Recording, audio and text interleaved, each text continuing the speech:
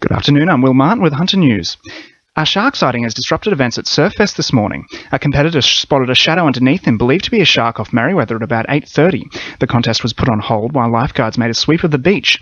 However, with no further sighting, competition has resumed with a jet ski patrolling the break.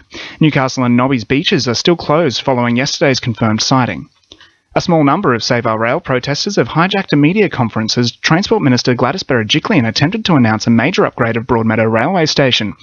The Baird government is promising to install lifts, new parking spaces, better lighting, fencing and CCTV to improve accessibility if it's returned to power next month. However, Gladys Berejiklian was heckled by one of a dozen protesters as soon as she began to address the media. As I said, sir, thank you for shouting that out. I've heard what you've had to say. Please give me an opportunity to announce a major accessibility upgrade of this station.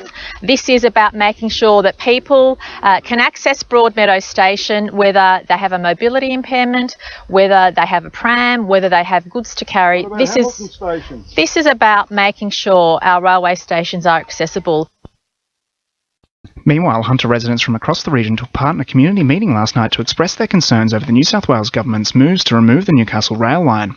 Around 150 attended the meeting, which saw the launch of a new community campaign, Keep the Hunter on Track, which aims to have the decision to truncate the line reversed.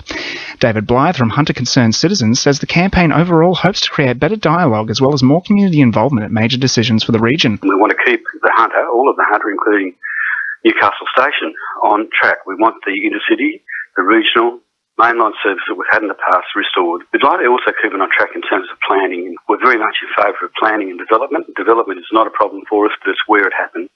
Electrical workers at Ausgrid and Endeavour Energy have voted overwhelmingly in favour of industrial actions, including strikes and work stoppages, following Mike Baird's announcement that if re-elected, he intends to privatise both of them.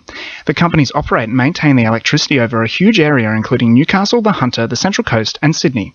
Electrical Trades Union Secretary Steve Butler says a policy of privatisation raises concerns over job security. Well, every privatisation that has taken place, the very first thing the new owner does is dramatically reduce the workforce, and what we're seeing here in New South Wales, the model that the New South Wales government is adopting is to try and reduce the workforce as much as possible, to make the entity a bargain buy.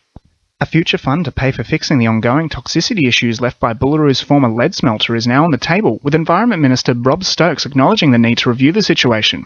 The former Pasminco smelter left large tracts of contaminated soil after its closure, an issue which residents have been pushing for years to fix, the extent of which will be determined by the forming of a group of experts to examine the area. Jim Sullivan from the Bullaroo Residents Action Group says he's pleased with the government is reviewing the situation, but wants an urgent solution. I think the government is trying to look at this with fresh eyes, and I commend that approach. But I don't want to see this go on for years and years. We need some action now. People's health is at risk, their children's health is at risk, and the safety of the community is paramount. The government needs to act, and it needs to act now. Updating sport, Football Federation Australia has warned Newcastle Jets owner Nathan Tinkler has a matter of days to clear the club's debts.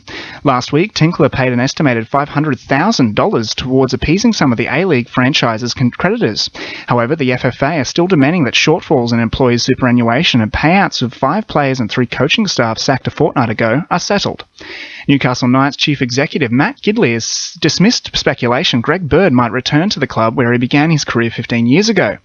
Newcastle and Canberra were proposed as possible new homes for the Titans player after it was reported he was entertaining thoughts of asking for a release from his contract. And Montana Perkins will be returned to the pool tonight to boost the Hunter Hurricanes' attacking ambitions for their 4-day National Water Polo League road trip to Queensland to play the Breakers and Brisbane Barracudas. 2NURFM News Time is 10 past 12.